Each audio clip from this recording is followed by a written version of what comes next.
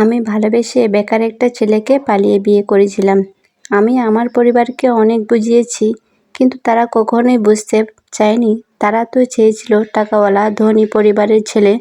তাতে যদি এই ছেলেটার বয়স 50-60 বছরও হয়, ওটাতেও আমার পরিবারের কোনো সমস্যা ছিল না। শুধুমাত্র এই জন্যই আমি আমার ভালোবাসার মানুষটার সাথে পালিয়ে যাই। পরে আমরা দুজনেই বিয়ে করেছি, কিন্তু আমার পরিবারের লোক কিংবা আমার স্বামীর পরিবারের লোক কেউ আমাদের দুজনেরকে মেনে নেয়নি। আমার স্বামী ছোট একটা কোম্পানিতে চাকরি করত। তার বেতন ছিল খুবই কম, মাত্র 10,000 টাকা। আমরা ঢাকায় এসে ছোট একটা রুম ভাড়া নেই। রুমটাতে অ্যাডভান্স করতে হয়, 2 মাসের ভাড়া অগ্রিম দিতে হয়। যেহেতু আমাদের প্রথম সংসার ছিল, তাই সংসারের টুকিটাকি জিনিসপত্র কিনতে গিয়েই আমাদের সব টাকা শেষ হয়ে গিয়েছিল। আমাদের বিয়ের 1 বছর পরে আমার স্বামী চাকরিটাও চলে যায়। তখন আমরা যে কি করব কিছুই বুঝতে পারছিলাম না।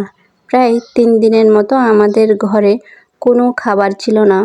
শুধুমাত্র পানি, মুড়ি, বিস্কুট এগুলা খেয়েই দিনগুলা পার করছিলাম। তখন কোনো উপায় না পেয়ে নির্লজ্জের মতো আমি আমার মাকে ফোন দিয়ে বলি, মা আমাকে কিছু টাকা ধার দাও, আমি আমার সময় মতো সব টাকা ফেরত দিয়ে দেব। কিন্তু আমার মা বলেছিল, তুই আমাদের মান সম্মান সব নষ্ট করে ফেলেছিস, তোকে কোনো টাকা পয়সা দেওয়া যাবে না। আমার মা আমাকে কোনো টাকা পয়সা ধার দেয়নি সেদিন। আর এদিকে আমার স্বামীর লজ্জায় আমার সামনে আসতে পারছিল না। কোনো উপায় না পেয়ে নিরুপায় হয়ে আমি আবার আমার মায়ের কাছে ফোন দিয়েছি। আমার মাকে আমি সব কিছুই খুলে বলি যে 3 দিন ধরে না খেয়ে আছি, শুধুমাত্র মুড়ি বিস্কুট এগুলা খেয়ে আছি। তুমি আমাদের অল্প কিছু টাকা ধার দাও মা, আমি তোমাদের সব টাকা শোধ করে দেব। তখন আমার মা বলল, তোরা তো আজ 3 দিন ধরে না খেয়ে আছিস, আমার কাছ থেকে টাকা নিলে টাকা শোধ করবি কিভাবে? তুই ফোন রাখ, তুই আর কখনোই আমার কাছে ফোন দিবি না, তোর সাথে আমাদের সম্পর্ক নাই। মায়ের মুখ থেকে এমন কথা শুনে আমি আর চোখের পানি ধরে রাখতে পারিনি।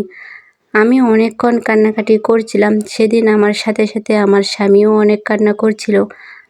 আমার স্বামী শুধুমাত্র এই বলেই সান্ত্বনা দিয়েছিল যে তুমি একটু ধৈর্য ধরো, একদিন দেখবে সব কিছু ঠিক হয়ে যাবে।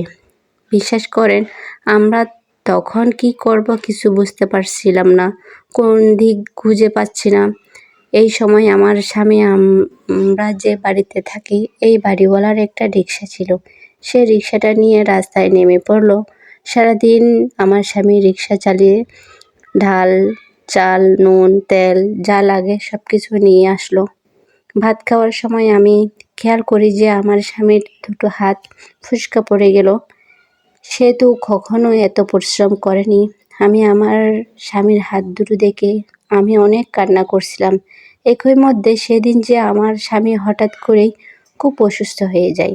আর এই দিনটা ছিল ঈদের দিন। ঈদের দিনেও আমার ঘরে কোনো বাজার ছিল না। বিয়ের পরে আমাদের 2 স্বামী স্ত্রীর ছিল এটা প্রথম ঈদ। আর প্রথম ঈদেই না আমরা দুজনে না খেয়ে সারাদিন পার করে দিয়েছিলাম।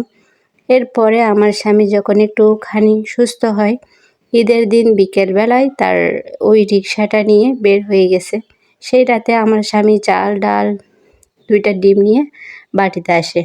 বাড়িতে এসে আমার হাতে সে বাজারগুলো দিল, আর কিছু টাকাও ছিল। সেই দিন হঠাৎ করে আমার স্বামী বলে উঠল, বলছি তোমার পড়াশোনা আবার শুরু করো, আমি সব খরচ বহন করব। আমি বলি না, আমি আর পড়াশোনা করব না। এরপর থেকে আমার স্বামী প্রতিদিন রিক্সা নিয়ে বের হয়ে যেত, মাঝরাতে বাসায় আসতো। অনেক সময় তো মাঝরাতেও ফিরতো না, মাঝরাতে নাকি বেশি ভাড়া হয়। এইভাবে সে কিছু টাকা জমিয়ে নিজের একটা রিক্সা নিল। কিছুদিন যেতে না যেতেই সে আর একটা রিক্সা কিনে নিল। আরেকটা রিক্সা কেনার পরে সে একটা ভাড়া দিত, আরেকটা নিজে চালাতো। সারাটা দিন কাঁচামালের ব্যবসা করত আর রাতভর রিক্সা চালাতো।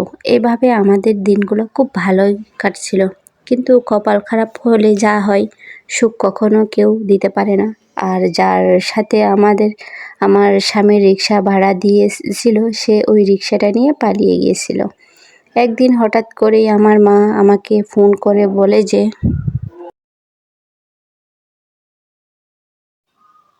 তোর ছোট বোন তোকে দাওয়াত দিতে আসবে।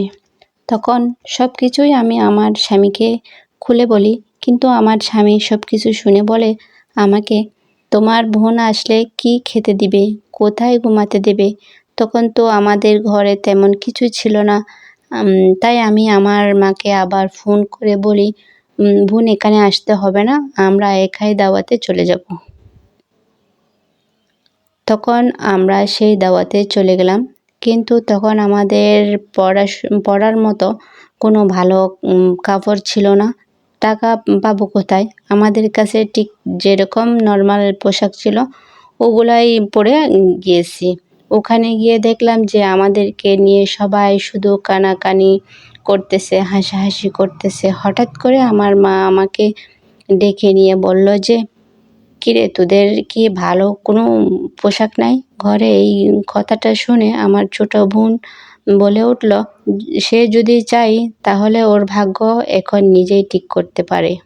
আমাকে বলল, তুই এই ছেলেটাকে বিয়ে করার আগে আমরা যার সাথে তোর সম্বন্ধ ঠিক করেছিলাম সেই ছেলেটা কিন্তু তোকে এখনো বিয়ে করতে চাই। আসলে আমি ওদের এই কথাগুলো সহ্য করতে না পেরে পাশের রুমে চলে যাই। পাশের রুমে গিয়ে দেখি যে আমার দুলাভাইকে সবাই আদর আপ্যায়ন করতেছে, আমার খাবার পরিবেশন করতেছে। আর অন্যদিকে আমার স্বামী একটা কোণায় মাথা নিচু করে বসে আছে। এটা দেখে আমি একদম সহ্য করতে পারছিলাম না। সে মুহূর্তে আমি আমার বাবার বাড়ি থেকে আমার নিজের বাসায় চলে আসি। আমার বাসাটা ছোট হলেও অনেক সুখ শান্তি আছে, কারণ সেটা নিজের। যেখানে আমার স্বামীর মান সম্মান নেই, সেখানে আমি এক মুহূর্তও থাকবো না।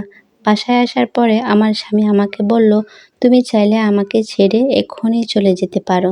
তুমি আমায় ছেড়ে চলে গেলে ভালো থাকবে, সুখে থাকবে। কিন্তু আমি তাকে শেষবারের মতো বলে দেই যে, এই রকম কথা তুমি আর কোনোদিন আমাকে বলবে না। ওই দিন রাতে না আমরা দুইজনেই স্বামী স্ত্রী অনেক কান্না করেছিলাম। কিছুদিনের মধ্যে না আমি একটা প্রাইমারি স্কুলে চাকরি পাই। আর এদিকে আমার স্বামী খুব ভালো একটা প্রাইভেট কোম্পানিতে চাকরি পাই। সেই সাথে ছোট একটা বিজনেসও শুরু করছি। আস্তে আস্তে আমাদের বিজনেসটা আলহামদুলিল্লাহ অনেক বড় হয়েছে। আর এখন আমাদের গাড়ি বাড়ি টাকা পয়সার কিছুর অভাব নেই। আর আমার স্বামী আমাকে অনেক ভালোবাসে। আলহামদুলিল্লাহ আগের থেকেও আমার স্বামী আমার প্রতি ভালোবাসা কেয়ারিং অনেক বেড়ে গেছে। মজার ব্যাপার হলো এখন আমার পরিবারের সবাই আমার সাথে সম্পর্ক রেখেছে। মাঝে মধ্যে আমার বাড়িতেও বেড়াতে আসে, কিন্তু